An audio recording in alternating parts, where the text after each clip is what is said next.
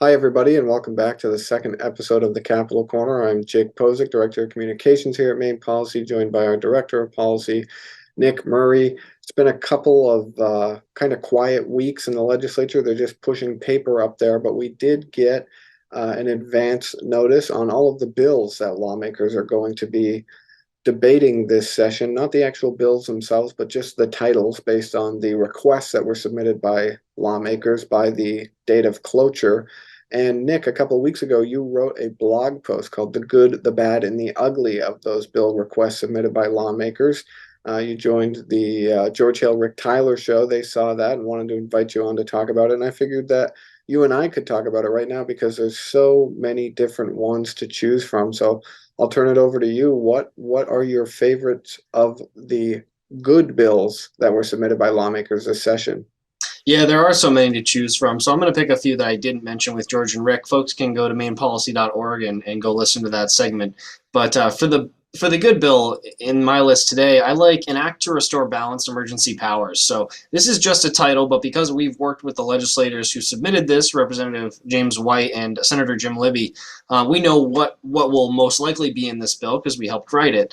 That's in part of our work to push this idea that the legislature should have balanced powers in an emergency to the executive, so that the whole state isn't run by a single person determined for as long as they deem necessary. So what this bill would do would set a limit to a state of emergency declared by the governor of Maine to 30 days.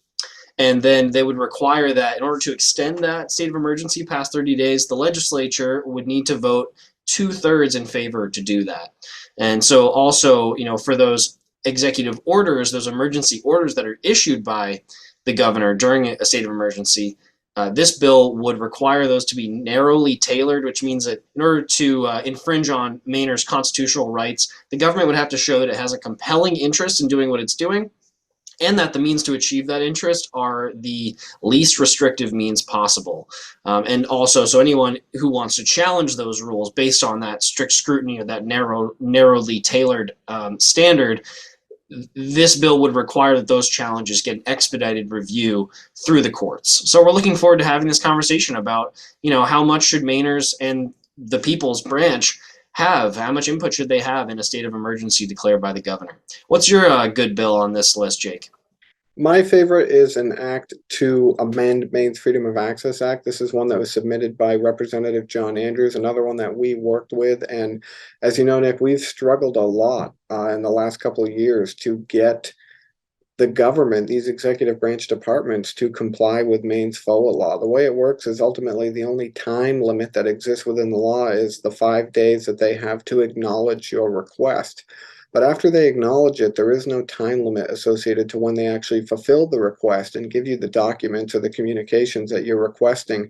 And I think that's a real problem because the process as a whole is really being slow walked under the Mills administration. We did not experience the problems that we are experiencing now under Governor Baldacci or under Governor LePage. And so I think it's time that the law change to move things along in this process and speed it up. And so what this bill does is it imposes a limitation on the fees that can be charged to $600. As you know, Nick, there was a request that we received in the past trying to make a public records request to the CDC, and they quoted us for $20,000. These documents, these communications effectively belong to the public, and imposing a fee that is so burdensome that it can't be paid is basically like saying, no, we're not going to give you these documents that ultimately belong to you. So we're going to cap the fees. We're also going to prioritize these requests as part of the government's work, and we're going to do that by imposing a 60-day limit on or a time frame on when these requests need to be complied with. If a department is unable to do that, they would have to go to the ombudsman within the Attorney General's office and ask for an extension. So it's really saying, hey, look, government, this is your job to do this and provide these documents to the public who they belong to, and it's time to make this a priority in your regular work. And the third thing it would do, Nick, is make it so instead of these agencies actually fulfilling the requests themselves, which could result in them having to disclose information that undermines their work or undermines their leadership, we're just going to go through the legislature's information department and have them access the servers where this information lives and find it for them. And hopefully that would also speed up the process. So it would really bolster that IT agency and make them kind of the point of reference or the point of contact to get these hopefully done in a much timelier manner than what is the case today. Yeah, and so folks understand what this bill would do today. We're looking at a situation where after they give you that initial acknowledgement of your request, there's essentially an unlimited time and unlimited cost that the state can quote you to fulfill your request. This bill from John Andrews would say, okay, instead of an unlimited time, you have 60 days or you need to get a waiver. And instead of unlimited cost, it would be $600 maximum. So this would be a really huge win for accountability and public transparency when today it's clearly flaunted by the executive branch. Yeah, and just for reference, Nick, we have an outstanding request that I submitted related to the whole debacle with the CDC in October of 2021, and today it is January 27th, almost February of 2023, and that request has not been complied with, and that is an outrageous amount of time to withhold information that ultimately belongs to the public. What is your bad bill? What is your favorite bad bill, Nick? Of the bad list, I picked an act to license home building and improvement contractors. This is sponsored by Senator Joe Baldacci. You mentioned John Baldacci, former governor. This is former governor's brother, a senator out of Bangor. And this bill, though we only have the title, we can safely assume, I think, that it's going to be related to a bill similarly that we saw last session to license general contractors for home building. And thankfully, that bill died in committee. There were several folks that raised some concerns about whether they could protect against potential fraud for home builders and general contractors. But then we had, the bureaucrat that would oversee this new license admit that a new license for home contractors would not prevent the sort of injury that these folks were raising. There's other provisions in law that protect consumers on contracts with home builders. But of course, you have to recognize that of all the people that are involved in building a home, there are so many other contractors that have to be licensed, from your electrician to your plumber to your HVAC, your fuel operator, and so on. And so in order to just license this license general contractors and not get any sort of measurable health and safety benefit, really what you're doing is saying that, okay, the cost to build a home should be greater. The cost to buy a home should be greater. And here we are in a situation where we are in a housing crunch for a lot of the state, especially in southern Maine. And by adding more red tape and regulations for folks who are building and buying homes, all you're going to do is limit the supply and keep the price up. And so it's the last thing we need right now. We need to be rolling back red tape so that we can expand supply and expand work for folks who build these things. This would do neither, move the state in the opposite direction.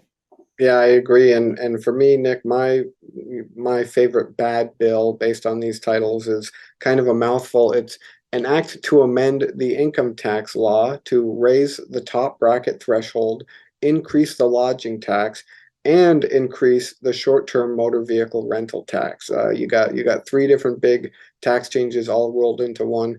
To me, this is so out of touch with the economic reality on the ground, the pressure that Maine people are feeling right now on their wallets, and state government is going to try and nickel dime you for more cash. It's ridiculous to me, quite frankly, because the state of Maine doesn't have a revenue problem. Governor Mills is proposing to spend basically an additional $1 billion in her budget. And so to say that, we need to take more money from Mainer during this time amid, record inflation over the last year, state government has plenty of money from all the money printing that Congress did during coronavirus and doling that out. And so to go to the people of Maine now and say, we need more of your money, it just seems really out of touch with me. And I hope this bill goes up in flames. I absolutely agree. What about the ugliest one for you, Nick? There's a lot of funny ones in this section here. So what's your favorite? A lot of ugly looking bills. So the one that I picked here is an act to expand the use of traffic cameras for school and work zones. That's sponsored by Senator Matty Daughtry out of Brunswick. And the thing that really concerns me is that, this applies to a certain practice of law enforcement known as automatic ticketing. So by setting up these traffic cameras in, say, a school zone, the camera also has a speedometer, so it's going to track your speed, and if it determines that you're going over whatever 15, 20 miles an hour it is, it's going to take a picture of your license plate and, like Easy Pass, essentially, send you a ticket in the mail.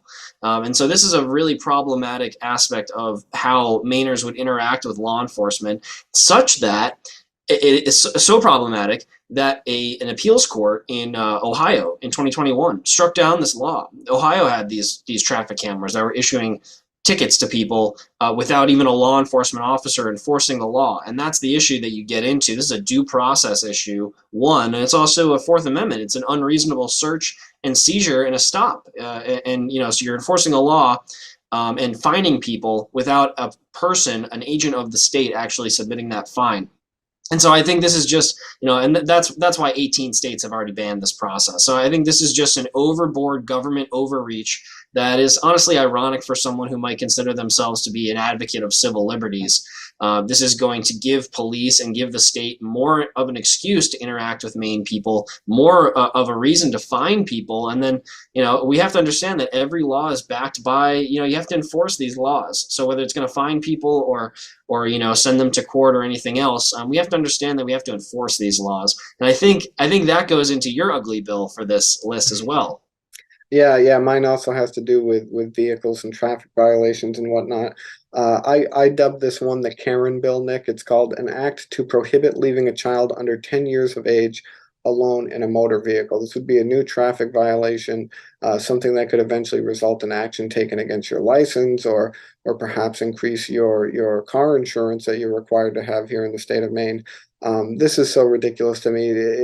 I think it's ultimately going to result in people snitching on their neighbors. You go to a grocery store, you go to the gas station, and you see a kid alone in your car, and somebody's gonna tattle on you. And it's ridiculous to think that you would get in trouble for running into the gas station to buy a Gatorade for little Billy before soccer practice. But I think ultimately that's what's going to happen here. I think the intent is to stop kids from being left alone in a vehicle when it's extremely cold or extraordinarily hot out. But the bill is written so much ambiguity that at the end of the day, it would be up to the ticketing officer on whether or not they think the conditions posed by leaving the kid there pose some sort of health or safety risk. And I think that the language is really concerning. I don't think this is ready for prime time. I think it's going to be snitching on your neighbors like it was during COVID. And hopefully this bill is dead on arrival. I agree. It would be unfortunate to see something like that pass this year. Yeah, and we're also seeing a lot of bills come out, Nick. Another problem, separate from the good, the bad, and the ugly, but just an issue that I'm seeing here in recent weeks is that there's so many concept drafts being submitted by lawmakers this session. For those who are unaware, concept drafts, they're permissible under Joint Rule 208 of the Legislature, and they're really problematic. They basically allow a lawmaker to put forward an idea and advocate for it without allowing anybody in the public to see that language in advance of the public hearing. It effectively shuts Mainers out of their only opportunity to weigh in support or opposition, or neither for nor against a bill, and draw out some concerns that lawmakers should be aware of as they proceed through the actual legislative process. So I know you have some language that we can show folks of the difference of what a concept draft bill looks like in this stage and what a real bill looks like with real legislative language. Yeah, first I want people, they should go to the Bangor Daily News, read this op-ed that I wrote about this proposed rule change. But yeah, you're right, Nick. Let's look at what a real bill looks like. You can go online and see these bills as they're being submitted by lawmakers, and you can clearly see what section of law is being affected, how it's being affected. Are we adding language? Are we removing language? Are we adding whole sections or removing whole sections? This is what a normal bill looks like. Everybody has the opportunity to go find this section of Maine law and see what's being changed. And unfortunately, that is not the case for these so-called concept drafts. Here you have an act related to water, sponsored by Representative Gramlich of Old Orchard Beach, and here's your bill. This bill is a concept draft pursuant to Joint Rule 208. This bill would amend the laws related to water. how descriptive, how informative. I mean, nobody from the public could ever know what this bill is trying to do. And in my experience, Nick, best case scenario, if you are subscribed to the interested parties list of the legislature or for whatever committee the bill is being considered, you might get 30 minutes notice. Hey, here's the language for this bill that's being proposed by such and such lawmaker. Worst case scenario, the lawmaker shows up with an amendment to their bill, the actual language, and gives it to the committee for the first time. Very rarely is the public afforded an opportunity long enough time in advance to dissect this language and draw out potential support or concern for it. And as I mentioned, that's really problematic. That's not how the legislative process should work. Everybody, every single member of the public who is interested should be given that opportunity. Absolutely. Concept drafts are just an insult to public transparency. And only the only folks who have benefits are politicians, right? They get to message something and say they're doing something about a bill and then not have to deal with any scrutiny until the public hearing. And like you said, preempt anyone who wants to give testimony. I like water. Maybe I'm interested in this bill related to water. My existence is due to water. So maybe I'd like to know. But unless I'm signed up for the interested parties list and I'm following this bill and this LD every day, and maybe reaching out to the sponsor to preemptively get the legislation, if you're a member of the public, you have no way of getting full transparency on this. So it's just a giveaway to politicians to kind of do whatever they want and get a free pass. And so we're hoping that a rule change by Senator Rick Bennett would change this in the future. Yeah, quite often they use this as a means of shielding the actual contents of their legislation from the public so people can't come and testify in opposition to it. Sometimes they use it as a placeholder for some pet project down the future. This other bill fails that they were hoping would pass, and so they change this concept draft into either a different iteration of that idea or something else that's totally unrelated to what the bill says, as a means of getting their proposal through the legislature under the least path of resistance. And somebody asked me, who does this rule change benefit? I would say take the population of Maine and subtract the 186 legislators from it. That's ultimately who benefits. Everybody who is not a lawmaker benefits from this rule change. So that's going to conclude this episode of the Capitol Corner. Thank you for tuning in. Follow us on YouTube. Follow us on Facebook to watch these videos as they are produced. Also go to mainpolicy.org, read our blog. We have a lot of bills there, bills to watch as they're being released by the revisor's office. We're going to have our testimony there once these public hearings start getting scheduled. Nick, thank you very much for your time. Look forward to the next one.